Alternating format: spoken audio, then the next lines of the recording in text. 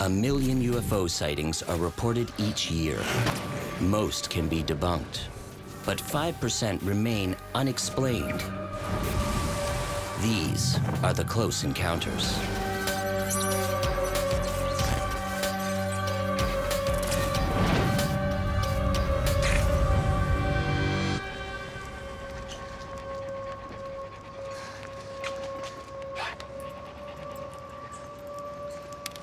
It's midnight, and Laura Sinclair is out walking Sam, the family dog.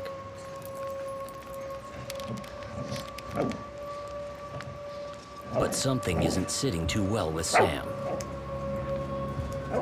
And Laura's not quite sure what it is. Sam! What's wrong? The first thing that she noticed is this low-frequency humming sound. She's looking around, trying to locate the source of this sound. The dog at that point ran off. Sam, get back here!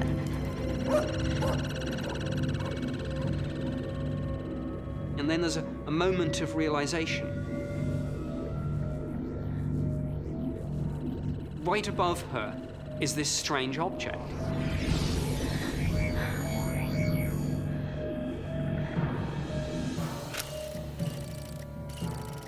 She sees something strange in the sky at approximate altitude of 800 to 1,000 feet. It's an object that is spinning in the sky and hovering. Suddenly, it drops 700 feet, right in front of her.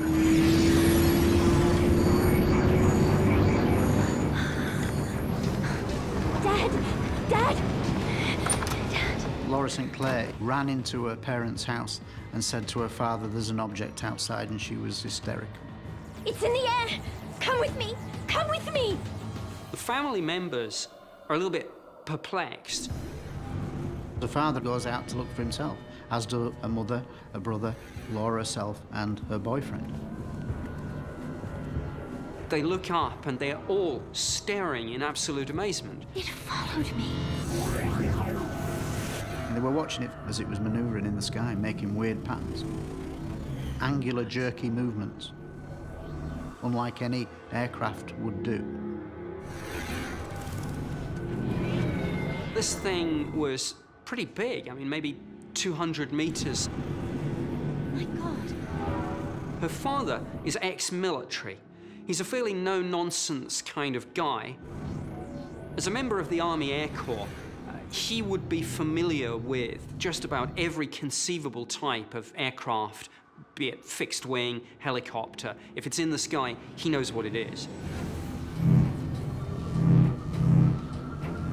Maybe, just maybe, this is some sort of secret prototype spy plane or drone. The object then begins to move away. Come on. Let's go then.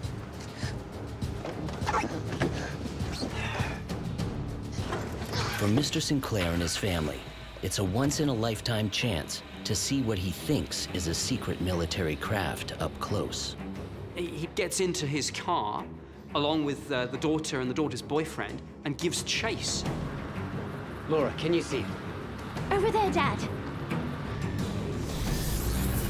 Is it changing shape?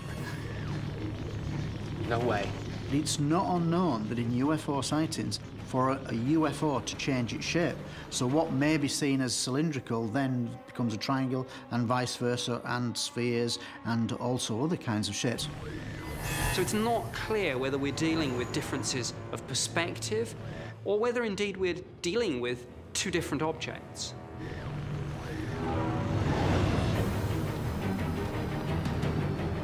It's Loma gaining on it. Almost there.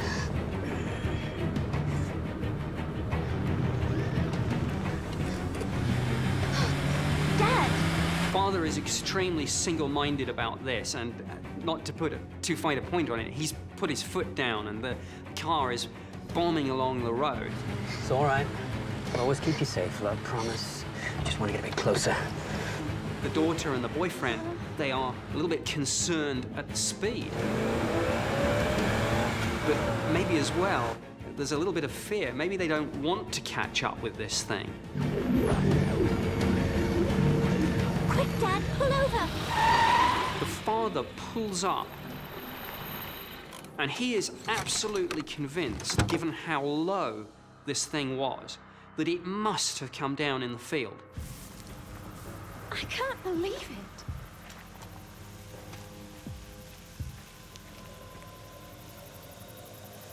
Where did it go?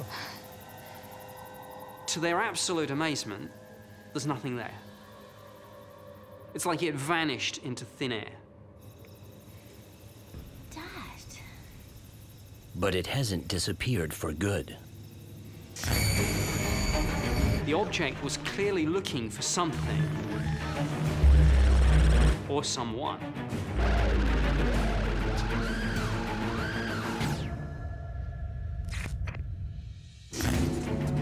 A family in the town of Rugeley, England, chases after a strange object in the sky. There's the gate. Pull over. But whatever they saw is gone. The father, all his military training tells him, you know, there must be a logical explanation for this. Where did it go? And yet, the fact that this thing just vanished is totally illogical. While Mr. Sinclair heads home, 60 kilometers to the west, something similar is approaching the Royal Air Force Base in Shawbury, where Corporal Charles Banton, busy with his night duties, is unaware of any strange sighting. Charles Banton is the meteorological officer at RAF Shawbury. His job was extremely important because he's got to supply the weather information for operational sorties of aircraft, etc.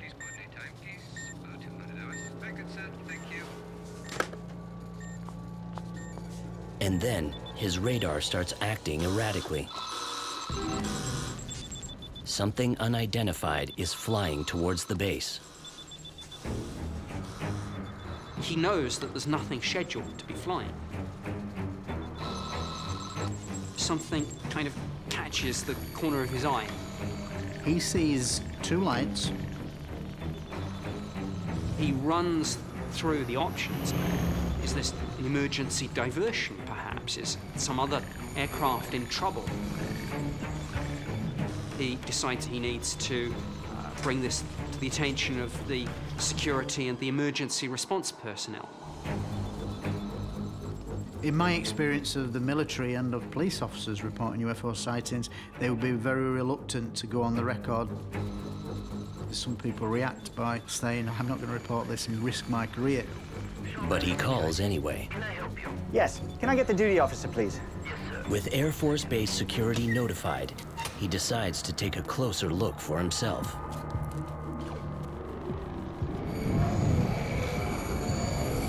The closer it got, the more he was able to discern a shape behind the lights.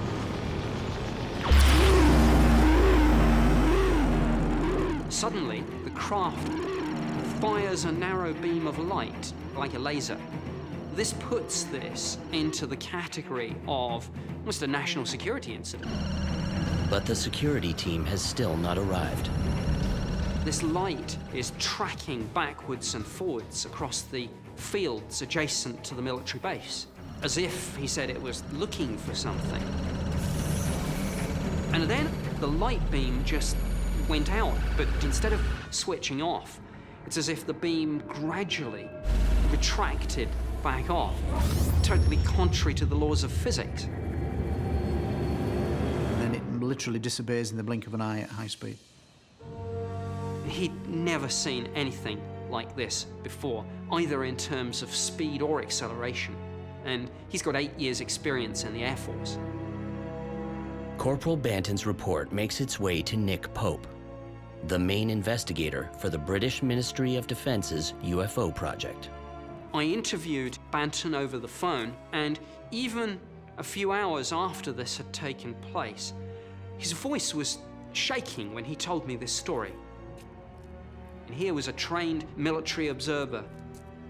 What happened on the night of the 30th is virtually unprecedented in British UFO history.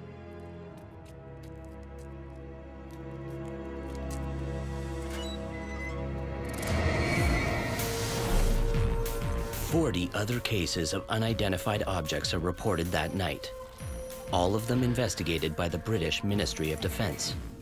Their ballistic early warning system offers a possible explanation: that a booster rocket from a Russian satellite burnt up in the sky exactly when many of those sightings were reported. While others suspect that the objects were in fact American experimental aircraft, the U.S. Air Force refutes the rumor. In his final report for the Ministry of Defense, Nick Pope concludes that the objects cannot definitively be identified.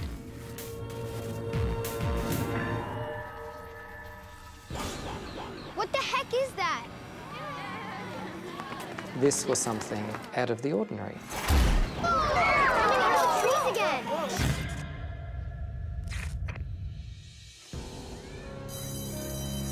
With recess underway at a school in Miami, Florida, Jonathan, a grade 4 student, is lost in play.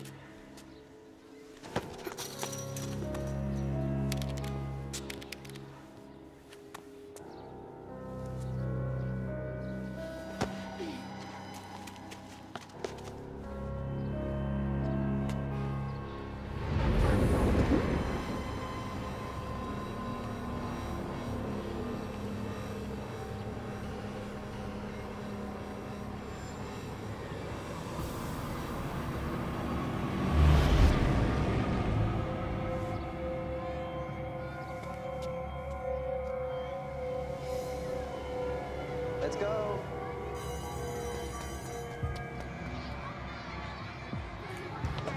Come on. Now, come on, let's go, let's go. Bob Apfel was one of the grade 4 teachers at Crestview Elementary School. The bell had already gone, and Bob was trying to get kids into class. Everyone inside, come on. Jonathan sees the same strange shape now off in the distance.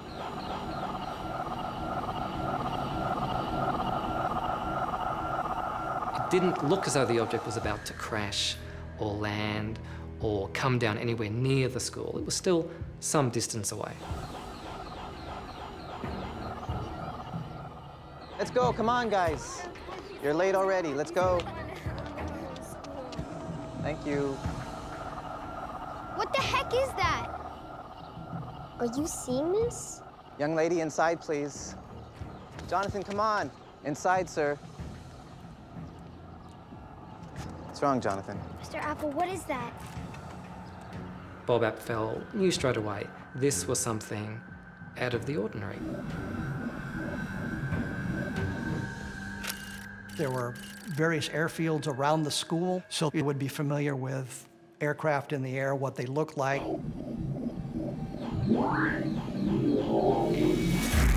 Suddenly, the object just disappeared. They weren't sure whether it had just flown off so quickly that they couldn't keep track of it, or whether it had in fact actually vanished into thin air.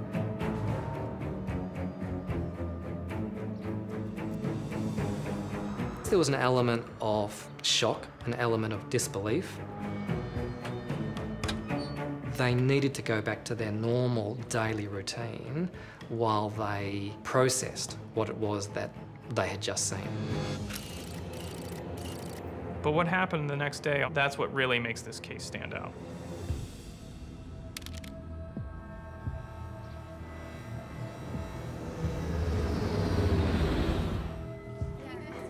Good morning, students. A reminder to all our volleyball players that, for today's game, the bus leaves at 3:30 sharp. Also, don't forget... By next morning's class, the buzz is all about Jonathan's unusual sighting. A lot of the kids were already in the classroom. Bob Apfel, the teacher, had yet to arrive at school. As well, I'm happy to announce that $35 was raised for band instruments. So thanks to all who participated in our rally. It's back.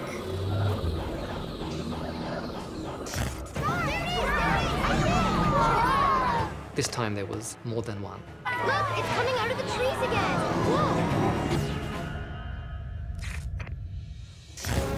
On the outskirts of Miami, Florida, A strange saucer-shaped craft surfaces high above Crestview Elementary School. What the heck is that? What's wrong, Jonathan? This was something out of the ordinary. But the next day, it comes in for a closer look. It's back! This time, it's a different sighting. For one thing, the sighting is much closer. What is it? What is that? Something like 200, 250 yards away from the school property. So, what is For another, it's brought company. This time there was more than one. Dude, I think they're getting bigger. There was one larger object and two smaller objects, and the two were acting like escorts. People saw something they couldn't describe or have never seen before. The larger object suddenly slows to a near stop. Just hovering in the air, not very far away from some trees on the other side of the street from the school. What is it? What? It's gone! It's gone. Where'd it go? Where'd it go? That's so weird. The witness described the objects leaving the area by simply disappearing. It was there a minute ago. It's not a very long experience, probably something like 30 seconds, perhaps a minute. Amidst the chaos, What is going on? Mr. Apfel finally arrives. They're back. And kids go rushing out of the classroom.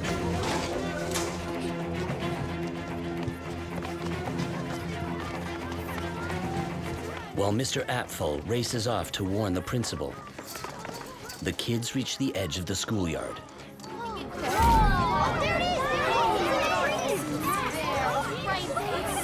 Where the largest of the three objects reappears, offering them a perfect view. Above the cigar shape, there was a sort of turreted structure, as if it was a dome or a small tower on top of the object. And what happened next was something utterly unexpected. Where'd it go? It's gone! Where'd it go? It actually flew into one of the trees. Where'd it go? I don't know. I can't see anything. The tree didn't move. There was no damage to the tree that could be seen. I just saw it. I understand. And then the saucer came out of the tree. It's back. There it is. I see. There was no damage to the flying saucer. The tree had somehow absorbed the flying saucer and then ejected it out. It was something that was really beyond their comprehension. There was this definite sense of wonder and excitement.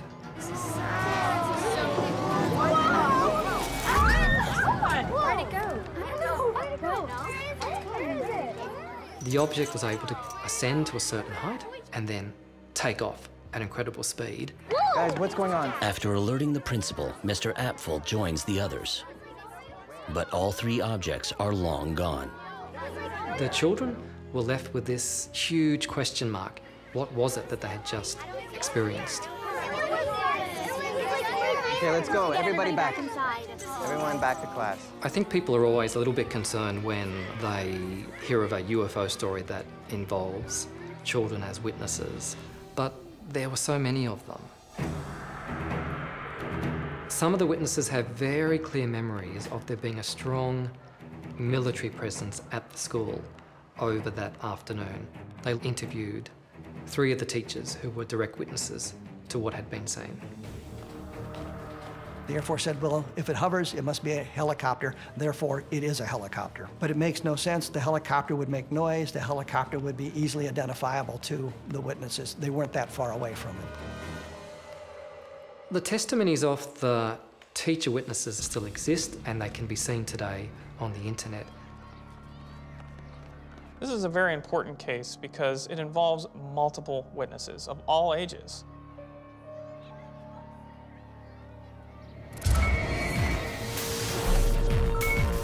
The following day, a group of local residents report yet another sighting around 9:45 a.m. Once again involving 3 flying saucer-like objects near the schoolyard. UFO researchers later learned that Project Blue Book, the U.S. military's official UFO investigation body, confirmed the Air Force's official explanation that the sightings were in fact Coast Guard helicopters on maneuvers. The explanation is flatly rejected by many of the original witnesses, both students and teachers. Over 40 years later, as adults, many have begun to discuss the case in public and online for the very first time.